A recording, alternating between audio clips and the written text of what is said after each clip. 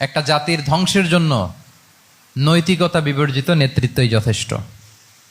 এই জন্য নৈতিকতা লাগবে, ইন্টিগ্রিটি, সততা।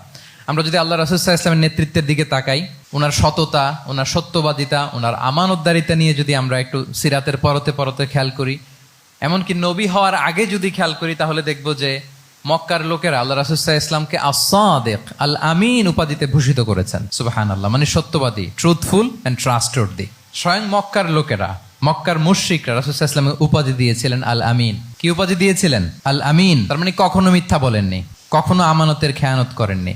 যখন আয়াত নাজিল হলো ওয়া আনজির আশিরাতাকাল আকরাবিন, হে নবী আপনি আপনার নিকট আত্মীয়দেরকে সতর্ক করুন জাহান্নামের আযাবের, তিনি সাফা পাহাড়ের চূড়ায় উঠে গেলেন, ডাকতে আরম্ভ করলেন, ও মক্কার লোকেরা, ও আমার আত্মীয়রা, আমি যদি বলি এই পাহাড়ের পেছনে একদল ঘোড় সাওয়ার সশস্ত্র ব্যাটালিয়ন তোমাদেরকে এখনই অ্যাটাক করবে, তোমরা কি বিশ্বাস করবে? আকুনতুম মুসাদ্দিকিয়া, আমার কথা বিশ্বাস করবে?